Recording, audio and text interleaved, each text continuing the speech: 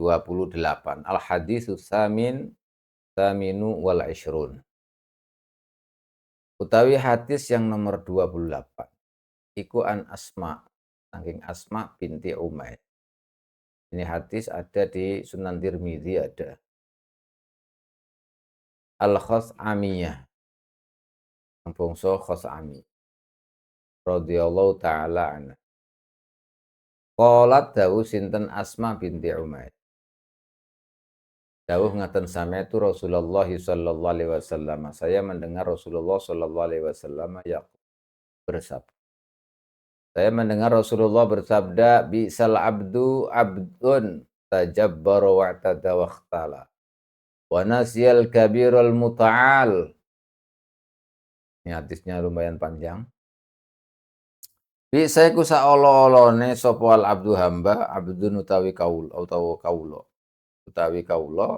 tajabbara kang medhe keras atinya sapa abdun. Wa'tada lan ngani ngoyo sapa abdun, waqtala lan gumedhe sapa abdun. Wa nasiya lan lali sapa abdun al-kabira ing Allah zat kang agung, al-muta'ali kang luhur. Kata Rasulullah dalam hadis ini, seburuk-buruk hamba adalah hamba yang angkuh, hamba yang melampaui batas, hamba yang sombong dan lupa Allah yang maha agung, lupa Allah yang maha luhur. Jadi kayak egois, bener-bener egois, melampaui batas kayak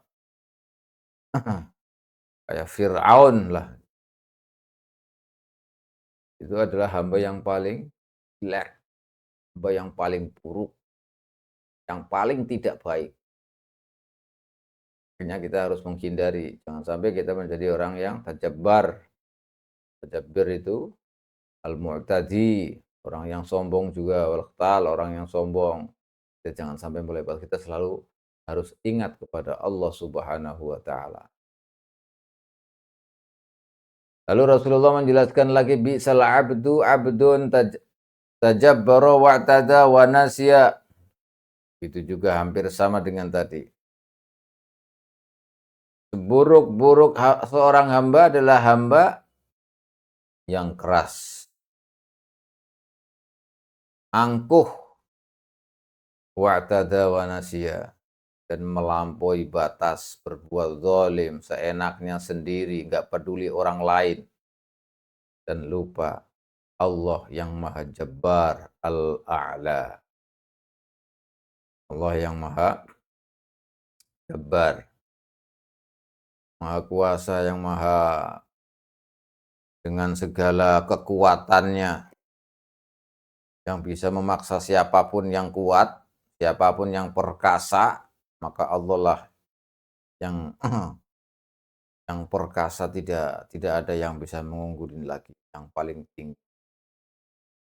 Ini kalau orang sombong, orang seenaknya sendiri, tidak memperdulikan bagaimana itu masyarakat di sekelilingnya, yang penting enak sendiri.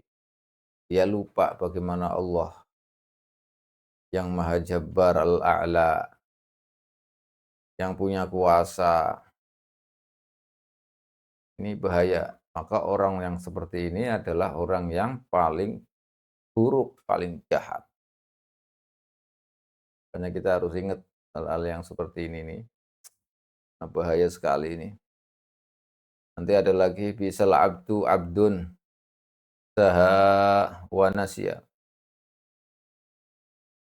Seburuk-buruk hamba Allah adalah hamba yang lupa, hamba yang lalai kepada Allah, lalai kepada kuburan, lalai kematian. Kata Rasulullah, bi'sal abdu abdun saha wa nasyal maqabir wal bila. Seburuk-buruk hamba adalah hamba yang lupa akan kematian, lupa akan kuburan, pemakaman, dan kerusakan. Bila itu rusak nantinya kalau sudah masuk kuburan, sudah disemayamkan, maka semua tubuhnya itu akan hancur. Hancur lebur, maka inilah yang disebut bila. Dia akan lupa. Dia akan lupa. Ini adalah orang yang paling buruk. Lupa kematian, lupa bahwa masa depan kita adalah hakikatnya ya pemakaman. Itu rumah masa depan. Kalau rumah yang ditempati sekarang, itu bukan rumah. Seperti tadi yang dikatakan oleh Ibrahim Adham. Rumah hakiki ya itu pemakaman itu, kuburan itu namanya rumah hakiki, rumah masa depan kita. Yang tidak bisa dipungkiri pasti masuk ke situ. Kalau rumah yang sekarang di dunia itu bukan rumah hakikat, bukan rumah masa depan karena akan ditinggalkan. Oleh karena itu jangan sampai lupa akan kuburan-kuburan itu di depan mata kita. Kerusakan-kerusakan tubuh kita nanti akan hancur di dalamnya. Itu semua akan terjadi dan tidak mungkin kita bisa lari. Tidak bisa kita pungkiri, pasti akan terjadi. Maka kalau orang yang lupa seperti ini, kata Rasulullah, bi'sal abdu, orang yang paling buruk. Lalu Rasulullah juga menjelaskan lagi, bi'sal abdu abdun yakhtalu,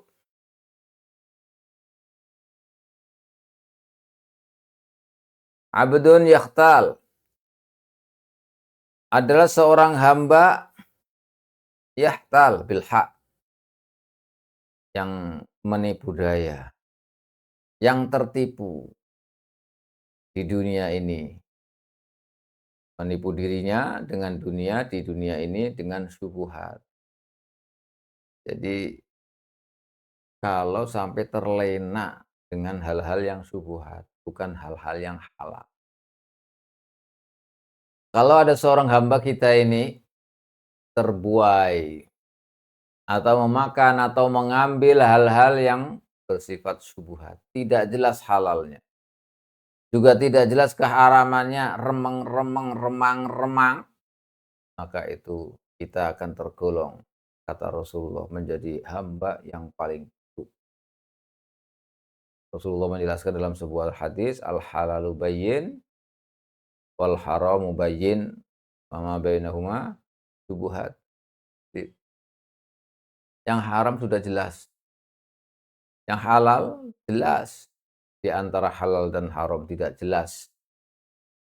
Nggak jelas haramnya, nggak jelas halalnya, itu namanya syubhat. Tapi kita asik di dalamnya mengambil yang atau memakan yang syubhat-syubhat ini. Mengerjakan yang syubhat-syubhat ini. Maka kita termasuk orang yang paling buruk. Hamba Allah yang paling buruk. Lalu Rasulullah juga menjelaskan lagi, bi'sal abdu abdun dzu toma'in yaquduhu ilan nar. Juga seburuk-buruk hamba adalah hamba yang rakus, yang menuntunnya ke neraka. Rakus, tidak menganggap cukup. Semuanya ingin dimilikinya, semuanya ingin digapai, namanya rakus. Walaupun sudah punya, pengen kepunyaan orang lain dimilikinya, namanya rakus. Tidak menerima pemberian Allah Subhanahu wa ta'ala. Ini salah satu obat agar kita ini tidak tamak. Obat agar supaya kita tidak tamak, agar kita terhindar dari sifat tamak. Tamak itu ya, rakus itu. Rakus itu bisa menjurus atau menjerumuskan kita ke dalam neraka. Agar kita tidak tamak, maka satu harus kita mengingat kematian. Bahwa apa yang kita inginkan itu tidak ada manfaatnya bagi kita. Karena pada akhirnya akan ditinggalkan. Tidak ada manfaatnya karena nanti akan ditinggalkan. Kita tidak bisa mengambil kemanfaatan itu. maka obat yang paling mujarab adalah dengan mengingat. Yang kedua, kita harus meyakini, kita harus bertekad, kita harus tahu bahwa ketika kita tamak, ketika kita rakus, maka berarti kita tidak menerima pemberian Allah Subhanahu wa taala. Kalau kita tidak menerima pemberian Allah, berarti kita menentang Allah Subhanahu wa taala. Kalau kita menentang Allah, maka dalam sebuah hadis Rasulullah menjelaskan, "Man lam yardha bi qadha'i falyatlub rabban." Orang yang tidak ridho dengan ketentuanku, maka hendaknya dia mencari Tuhan selain saya. Tidak mungkin. Makanya agar kita tidak tomak, agar kita tidak rakus, maka salah satu obat untuk menghindarinya ada dua. Satu dengan mengingat kematian bahwa kita akan mati. Apa yang kita tamaki, apa yang kita rakus itu tadi yang kita miliki semuanya akan kita tinggalkan. Tidak ada manfaat. Yang kedua kita harus menyadari bahwa apa yang kita miliki adalah hasil pemberian dari Allah Subhanahu wa taala yang ditentukan oleh Allah. Maka kita harus rela, harus ridho dengan ketentuan Allah. Kalau kita tidak rela, tidak ridho dengan ketentuan Allah, maka kita di ambang kehancuran. Kita berada di ambang kehancuran karena oleh Rasulullah dijelaskan dalam hadis qudsi, orang yang tidak menerima ketentuanku, maka hendaknya ia mencari Tuhan selain. Ini bahaya sekali. Lalu Rasulullah juga menjelaskan, "Bi'sal abdu abdu hawan yudillu." Salah satu penyebab daripada hamba yang paling buruk, seburuk-buruk hamba adalah hamba hawa nafsu. Semua yudilluhu yang bisa menyesatkannya. Hamba hawa nafsu, hamba nafsunya menuruti apa yang apa saja yang diinginkan dia, dituruti semuanya. Pengen ini diturutin apa semuanya, sehingga menjadi budaknya. Budak apa saja. Kalau kita turuti semuanya berarti kita akan menjadi budaknya. Ingin begini dituruti, keinginan yang tidak baik maksudnya. Ingin begitu dituruti, maka kita akan menjadi hamba hawa nafsu kita. Hawa nafsu itu adalah kalau kita harus bisa membedakan hawa nafsu ini ya. Sebenarnya mudah sekali. Hawa nafsu adalah segala keinginan.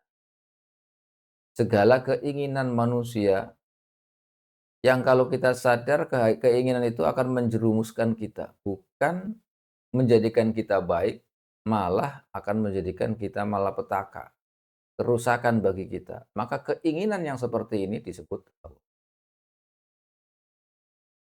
Kelihatannya baik ketika kita lakukan, ketika kita turuti kelihatannya baik, tapi justru nanti berakibat fatal, berakibat tidak baik buat kita. Ini berarti itu hawa nafsu. Makanya oleh Rasulullah dijelaskan, hawa nafsu itu tidak bisa dihilangkan. Tetapi karena manusia itu diciptakan oleh Allah ya dengan hawa nafsu itu. Kalau nggak ada hawa nafsu, itu nanti mati. Karena yang menjadikan hidup salah satu sebabnya di samping roh yaitu tadi ada hawa nafsu. Ada keinginan-keinginan. Tetapi jangan sampai salah, keinginan-keinginan itu harus diarahkan kepada keinginan yang. Makanya Rasulullah menjelaskan al-kayyisu man dana nafsahu wa amila lima ba'd. Orang yang cerdas tentu saja orang yang bisa menyetir, menahan nafsunya, mengatur nafsunya dan mengamalkan atau berbuat untuk kemaslahatan, untuk kemanfaatan lima ba'dal maut setelah.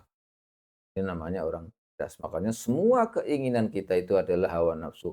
Maka harus kita setir, harus kita arahkan kepada hal-hal yang positif nantinya akibatnya. Jangan sampai kita ini terbuai dengan keinginan kita yang zahirnya, yang sekarang kayaknya bagus, baik menurut kita, tetapi pada akhirnya akan menjerumuskan kita sebagai malapetaka, menjadi malapetaka bagi kita. Ini namanya hawa nafsu. Contoh mudah itu makan. Makan itu kita disebutnya dalam bahasa kita kan nafsu makan. Kalau makan terus pengen makan terus itu kan namanya adalah nafsu nafsu makan. Makan ini juga menjadi hawa nafsu. Tetapi kalau makannya kita atur makan karena untuk ibadah, namanya kita mengatur.